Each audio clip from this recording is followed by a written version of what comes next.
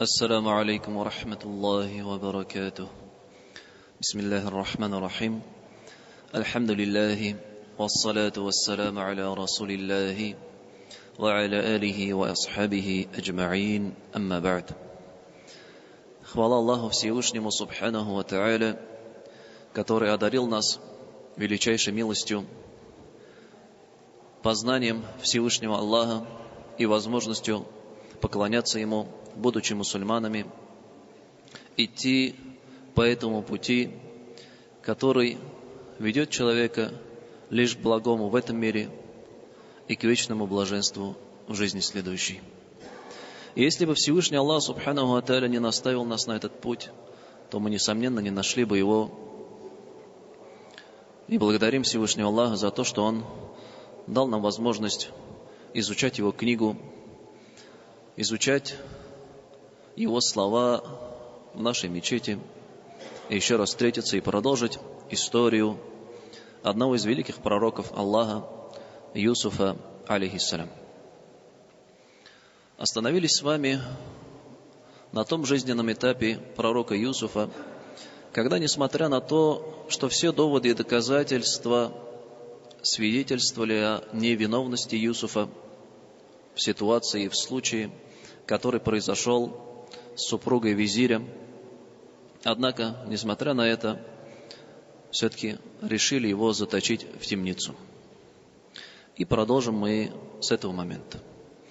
36-й аят суры Юсуф, Всевышний Аллах Субханаху ва Тааля говорит: «Вадахаля ма'аху сиджна фатаян». И вместе с Юсуфом в темницу вошли двое юношей или рабов. Слово «фата» в данном случае можно перевести как юноша или же как раб. Вошли с ним вместе в темницу. В тот момент, когда его заточили, вместе с ним еще заточили двух человек. И как приводится в книгах Тафсира, оба этих человека были в услужении царя Египта. Один из них был виночерпием, который разливал вино, а другой же был пекарем, который пек хлеб для царя. И случилось так, что царь заподозрил их в желании отравить его, рассердился на них и обоих заточил в темницу. И в это время там же был Юсуф, алейхиссалям. И вот эти двое вместе с Юсуфом вошли в темницу, и как-то однажды, заводя разговор, один из них начал рассказывать. قال أحدهما إني أراني. И один из них, заводя разговор, сказал: «Я видел во сне». Вот это было обыденное действие, разговоры заключенных в темнице. У них не было доступа к информации, к тому, что творилось вне темницы. И поэтому, чтобы как-то время скоротать, у них часто разговоры заходили о снах. Кто-то из них видел сон, и с друг другом они обсуждали эти сны, разговаривали, и таким образом поддерживали общение и как-то в темнице проводили время. А другой информации у них и не было, доступа к ней не было. И также посредством этих снов, обсуждая эти сны, они надеялись, что, возможно, этот увиденный им сон – это доброе предзнаменование последующего выхода из темницы, освобождения из темницы. И таким образом частенько они рассказывали друг другу сны. И вот, увидевшись с Юсуфом, алейхиссалям, один из двоих начал разговор и говорит: «Я видел во сне арани асиру хамра, как я выжимал виноград для вина». А другой, поддержав разговор, говорит: «Вакаля аль-ахару инни арани ахмилу фаука раси хубзан та'кулю ат-тайру минх». Я же видел во сне, что я несу над головой хлеб, и птицы клюют этот хлеб, поедая его. «Наби'на битауилихи». Поясни же нам наши сны, о Юсуф. «Инна нарака миналь мухсинин». И мы считаем тебя одним из праведников. Оба увидели сон. Один видит во сне то, что он выжимает виноград для вина, асира хамра. Другой же видел то, что на голове он несет хлеб. И этот хлеб клюют и поедают птицы. Интересные сны. И они обратились к Юсуфу, и обратились к они не просто так. Они сказали, подкрепили свое обращение к нему: мы считаем тебя одним из мухсинин, праведников. Слово мухсин в данном аяте, в этом контексте, может означать два смысла. Мухсин – праведник. Почему назвали его праведником? Из-за его доброго отношения к другим заключенным. Он был честен, он всячески пытался им как-то помочь, услужить. Если заболевали, он навещал их, какое-то доброе наставление давал. И большое количество времени он проводил в поклонении, да, и в молитвах Всевышнему Аллаху Субхану ва Тааля. И заключенные, увидев это, его вот этот благой нрав, его вот эти действия, они сказали: мы считаем тебя одним из праведников. То есть твои действия, они указывают на это. И поэтому мы обращаемся к тебе. Ты заслуживаешь доверия. Второй же смысл мухсин означает тот, кто выполняет действие наилучшим образом. Делает что-то в совершенстве. Ихсан. И в этом случае тоже смысл таков. Они заметили в Юсуфе глубокие познания, мудрость в его речах, благой его нрав, то, что он, как остальные заключенные, ерундой не занимается, пустословием не занимается, а занимается поклонением, изучением и рассказывает мудрые вещи. И поэтому они сказали: мы думаем, что ты наилучшим образом сможешь нам наши сновидения истолковать. Потому что все твои нравы, они помогут тебе в этом.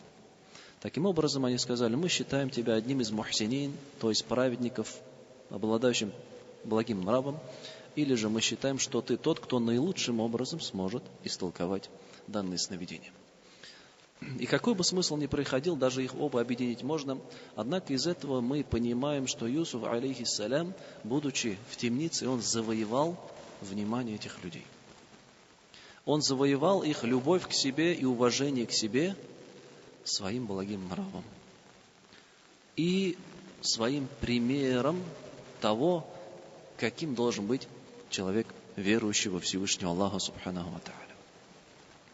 И это пример каждому призывающему к религии Аллаха и пример каждому мусульманину вообще. Потому что каждый мусульманин, особенно мы, живущие в стране, где мусульман меньшинство, мы, хотим мы этого или нет, мы являемся представителями нашей религии, и опираясь на наши действия, на наши качества, на наш нрав, приверженцы других религий, наше окружение, они приходят к какому-то выводу относительно того, что из себя представляет религия ислам.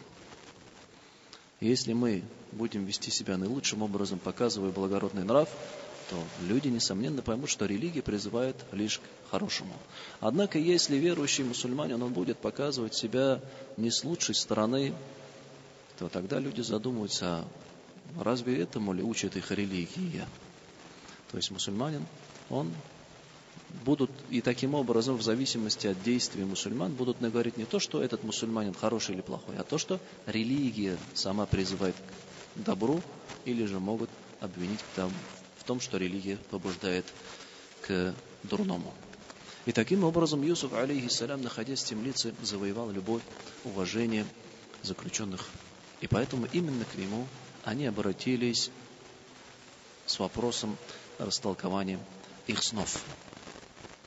И тогда Юсуф, алейхиссалям, завоевав их внимание, он начал свой да'ват, свой призыв. Изначально он, первый этап, чтобы нужно людей завоевать. Нужно сердца их влюбить в себя, а для этого нужно самому быть примером того, к чему ты хочешь призвать людей.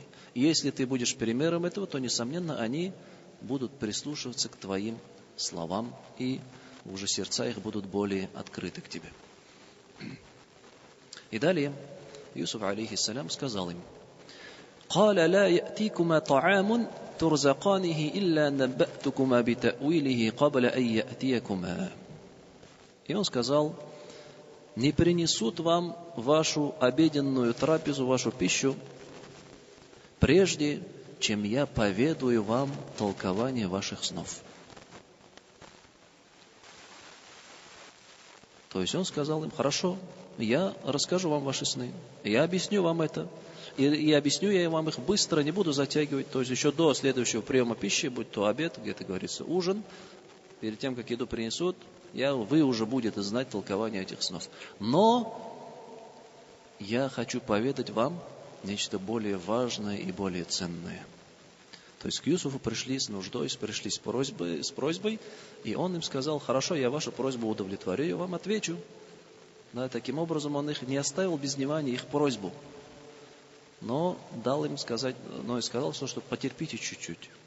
Перед этим я хочу вам рассказать кое-что более ценное. И что же это более ценное, чем толкование их снов? Это призыв к единобожию, призыв к религии Всевышнего Аллаха Субханаху ва Тааля. Он-то и продолжил поэтому: «Заликума мимма алламани рабби». И то, что я вам поведаю из толкования ваших снов, это то, чему обучил меня мой Господь. То есть он сказал, что он является посланником и пророком Всевышнего Аллаха Субханаху ва Тааля. И я истолкую вам сны на основании откровения от Господа, а не на основании колдовства, да, и прорицательства, которое было распространено в то время. Здесь стоит отметить то, что во времена пророка Юсуфа народ, которому он был послан, они как раз специализировались на толковании снов.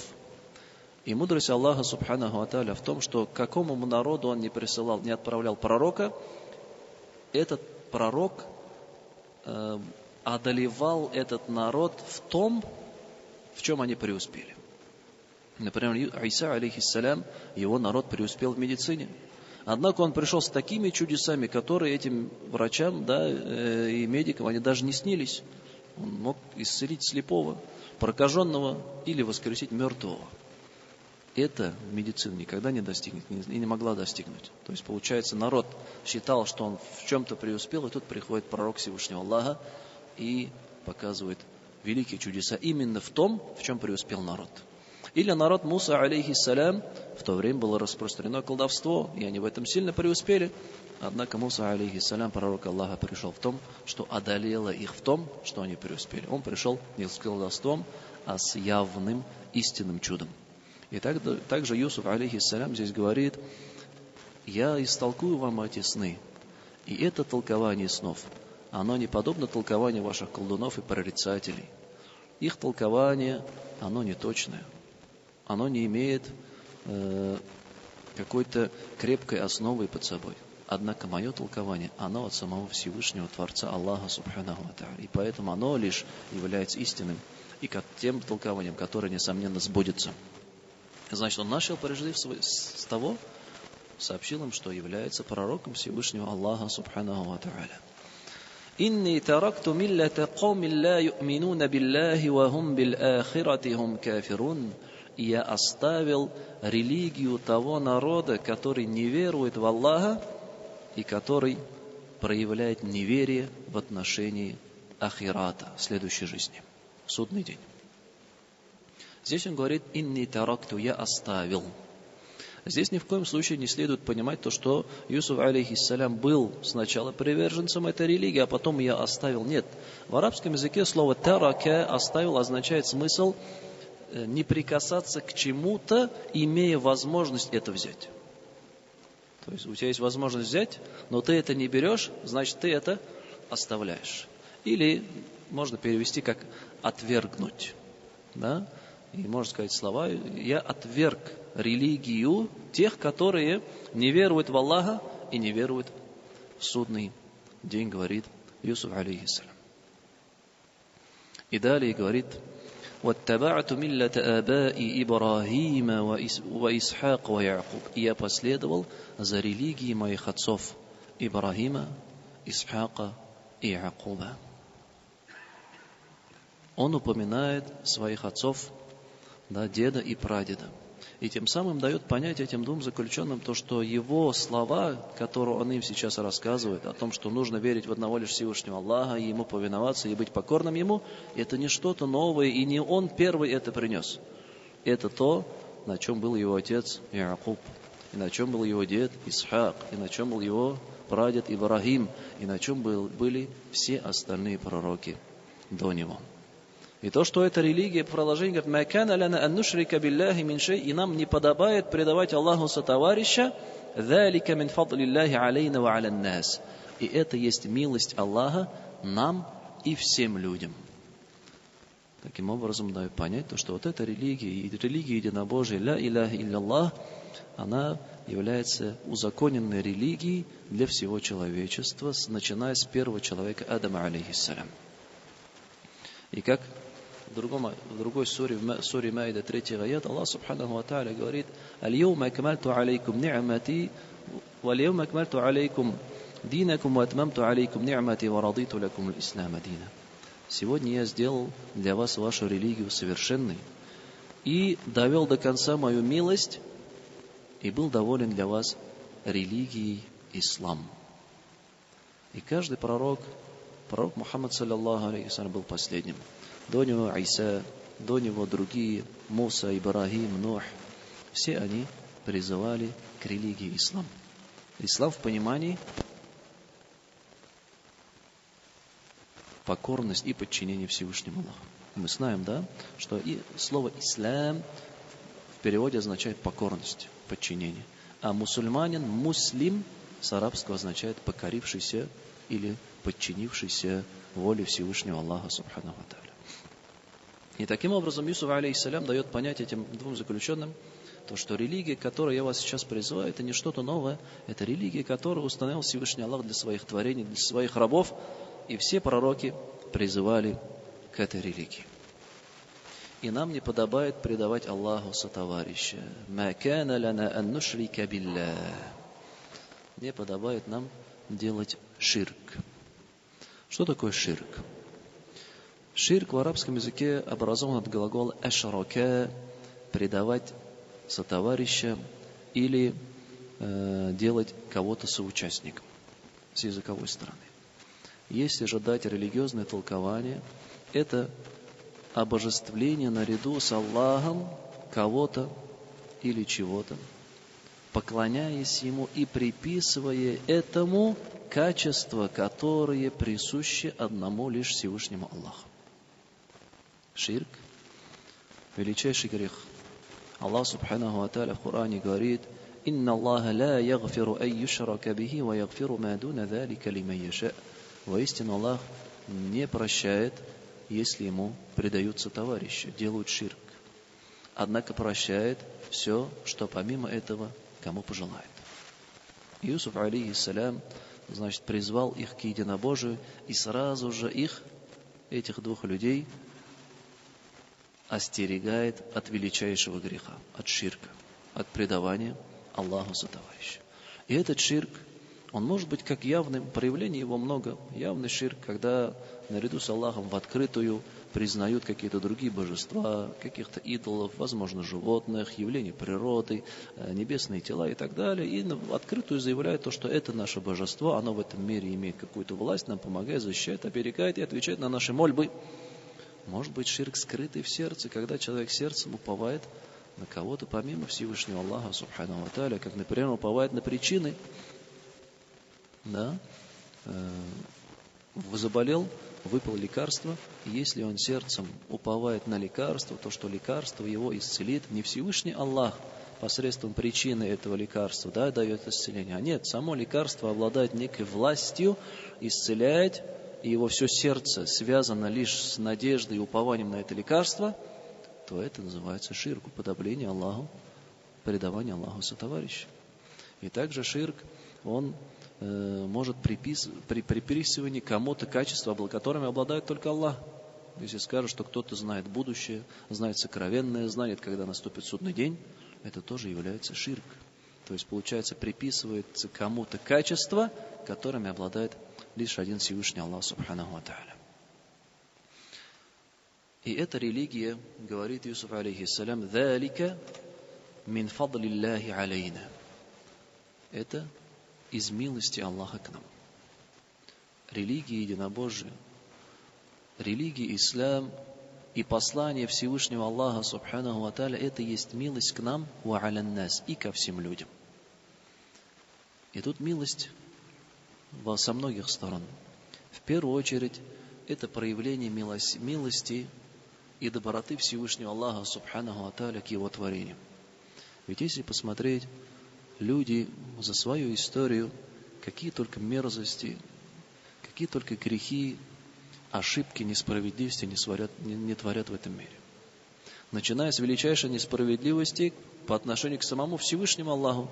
Как Аллах сказал, «Инна ширка ля-зульмун азим», воистину ширк – это величайшая несправедливость. Почему несправедливость? Потому что Всевышний Аллах Субхану ва Тааля даровал человеку все, создал все условия для существования, дал ему жизнь, разум, зрение, слух, здоровье, могущество, силу. И этот человек вместо того, чтобы благодарить Творца, который все это ему даровал, он берет топор, скажем, да, идет в лес, рубит дерево, которое вырастет для него Всевышний, делает из этого идола и начинает обожествлять вот это дерево. Благодарить другое творение, вместо того, чтобы благодарить самого Творца. И поэтому ширк является величайшим заблуждением, величайшей несправедливостью по отношению к Аллаху. Творят ширк, да, или вообще неверие, или лицемерие, убийство, прелюбодеяние, воровство. Почитаешь новости, каких только мерзостей и преступлений не совершают люди на этой земле. Однако, несмотря на это, Всевышний Аллах Субханаху ва Тааля раз за разом посылал к ним пророков и посланников. И давал им возможность покаяться, очиститься и последовать, вернуться на путь истины, который приведет их к благу в этом мире и в следующей жизни.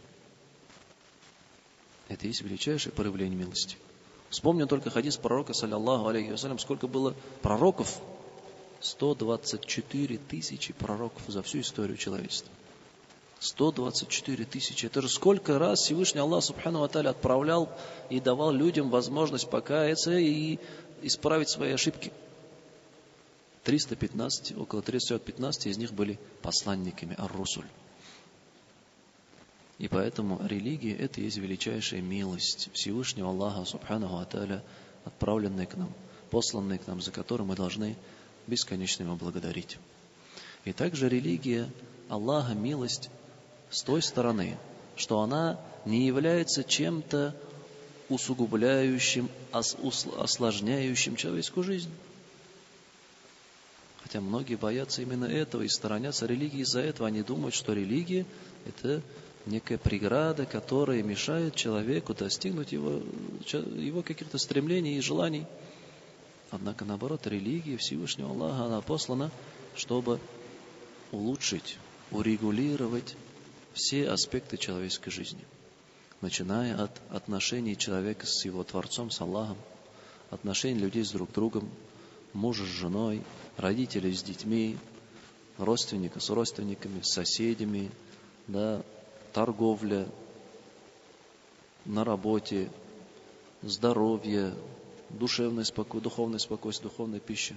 То есть в религии есть затронуты все аспекты нашей жизни, и религия регулирует все это. И человеку нужно лишь взять руководствоваться ей и обрести благую жизнь в этом мире и вечное блаженство в следующей жизни. وَلَكِنَّ أَكْثَرَ النَّاسِ لَا يَشْكُرُونَ. Но, к сожалению, большинство людей, они не благодарны за эту милость, которую им Всевышний Аллах даровал. Они не понимают эту милость. Они не понимают все ценности ислама. И далее Юсуф алейхиссалям продолжает свой призыв этих людей к исламу. И говорит: «Я сахибай сиджни а'арбабун мутафаррикуна хайрун амиллахул вахидул каххар». Он обращается к ним: «О мои товарищи по темнице». Это тоже интересное обращение. Таким образом, он говорит, что мы с вами едины. Мы с вами товарищи, мы все находимся в темнице. Да? Есть такой метод, когда ты хочешь завоевать внимание людей, есть такой метод свой-чужой. Когда ты приводишь какие-то общие знаменатели, чтобы слушающие тебя люди восприняли тебя как кого-то родного, близкого к тебе. И здесь тоже Юсуф алейхиссалям им говорит: «О мои товарищи по темнице, я сахиба из сиджн». Таким образом, еще сильнее сближается с ними, чтобы они еще внимательно начали его слушать. И говорит такие слова: «Множество различных божеств лучше, или же Аллах единственный могущественный. Множество различных божеств лучше, или единственный Аллах могущественный. Вот это уже логическая аргументация, логический довод на единобожие. Вот это слова лучше можно растолковать в двух смыслах. Да, немножко внимания нужно сейчас. Значит, он говорит, множество божеств лучше или один единственный Аллах. То есть, первый смысл, если представить, что есть другие божества, каково положение, чье положение будет лучше? Единственного божества, который является полноправным правителем и обладает совершенной властью, или же множество божеств, однако ни один из этих божеств не обладает полноценной властью, они отвечают за различные аспекты. Кто-то за еду, кто-то за здоровье, кто-то за погоду, кто-то за войны, кто-то за красоту и так далее. И если ты обратишься к одному с просьбой, над которой он не властен, он не сможет тебе ничем помочь, тебе придется искать другого Бога, а он не сможет помочь, ищешь третьего, четвертого, пятого, и таким образом он приводит такой довод. Чье же положение лучше, говорит, вы обращаетесь к разным божествам. И тут стоит отметить, да, что это за религии были, это были копты, да, и ханаанцы, канаанiyun, как говорит Ибн Ашур, они верили в существование множества божеств. Да, это распространенные, как те же египетская мифология, греческая мифология, римские, что есть несколько божеств, отвечающие за разные сферы жизни. И он говорит, что же лучше, обращаться и бегать от одного божества к другому, и как вы можете их называть божествами, если они даже полноценной властью не обладают, или же единственный Всевышний Аллах, который обладает совершенной властью, и к нему можно обращаться со всеми просьбами. Это ни в коем случае Юсуф не признает существование других божеств. Это лишь оперирование, да, логическим доводом. Если даже представить, что так будет, то чье положение лучше? Конечно же, лучше положение, когда ты обращаешься к единому Творцу, Создателю, который обладает безграничной властью и может помочь и ответить тебе на любые твои просьбы, чем десятки божеств, которые неполноценны. Это один из смыслов. Или же другой смысл, Юсуф, алейхиссалям, говоря, что же лучше, имеется в виду, какая религия лучше? Религия, которая верит в существование нескольких божеств, или же религия, которая верит в существование единственного Аллаха? И тут следует упомянуть, то есть тоже это довод с какой стороны, да, что какая вера лучше? Которая верит в существование, что Бог лишь один, Творец лишь один, или же вера, которая утверждает, что Творцов и Божеств несколько? И тут в продолжение этого логического довода мы приведем другой аят, где Всевышний Аллах говорит, отвергая тем самым, что несколько Божеств и Творцов существовать не может. Логически просто это невозможно. И говорит в другом аяте, «Маттахаза Аллаху мин валад, وما كان معه من إله إذا لذهب كل إله بما خلق ولعلى بعضهم على بعض سبحان الله عما يصفون».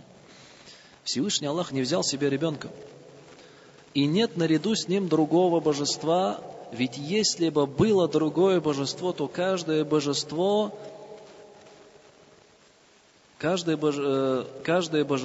унесло бы с собой то, что оно сотворило, и один из них возвысился над другими. Аллах говорит, нет у него сыновей, и он не взял, и нет другого божества наряду с ним. А если бы было другое божество, что бы произошло? Ситуация. Если, например, одно божество пожелает, чтобы сейчас был день, другое божество пожелает, чтобы сейчас была ночь. Что у нас возникает? Возникает конфликт. Да? И если даже такая ситуация будет, представим, то одно божество все равно чья-то воля должна сбыться. И тот, чья воля сбудется, он и будет в конечном итоге истинным божеством. Ведь тот, чья воля не сбудется, он не имеет права называться божеством и Господом. Да, это вот такое вот небольшое толкование. То есть, если, Аллах говорит, было бы несколько божеств, то каждое божество что-то бы сотворило.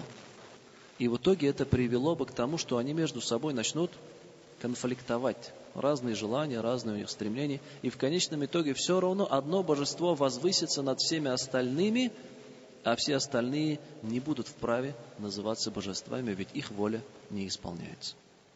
Таким образом, Всевышний Аллах говорит, что несколько божеств, несколько творцов, они существовать не могут, а Творец может быть лишь один.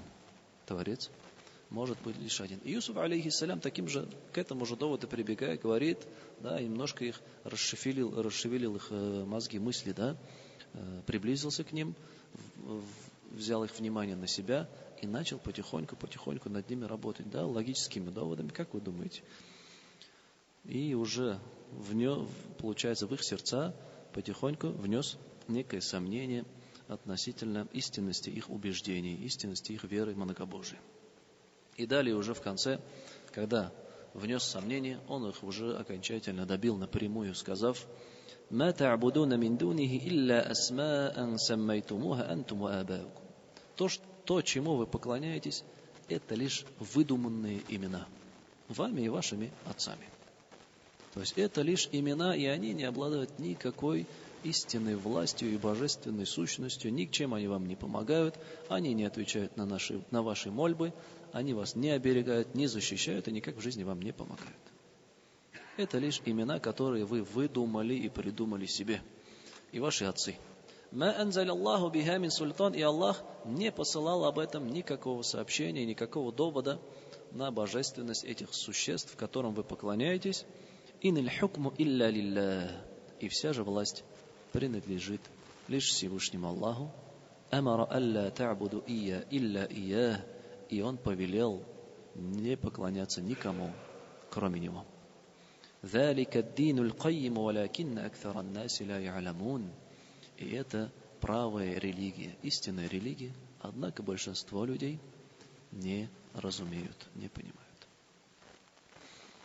И уже после того, как Юсуф, алейхиссалям, призвал их к религии, он вернулся к толкованию их снов.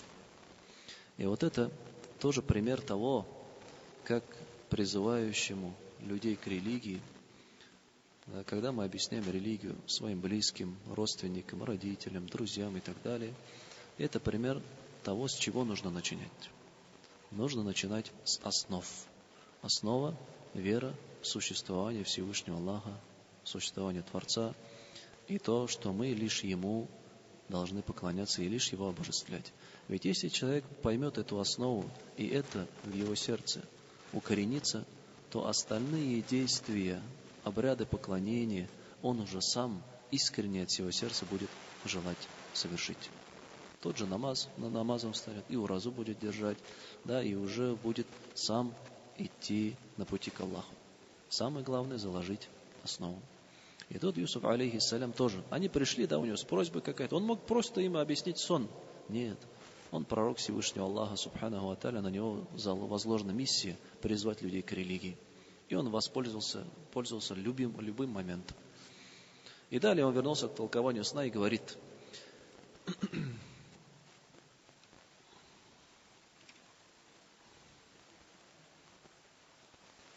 «Я сахибай сиджни, амма ахадукума фаяски раббаху хамра».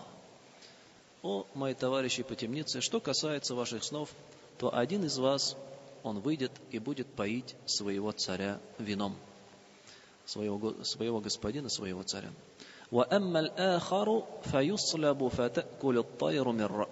Что же касается другого, то его ждет распятие. Его ждет распятие, его убьют, и птицы будут клевать ему голову и поедать его мясо, да, и мозги, которые у него на голове. Вот такое толкование. И то, о чем вы меня спрашивали, оно уже предписано. Оно уже предписано. И заканчивая сегодняшний урок, скажем, последний аят. И тогда Юсуф, алейхиссалям,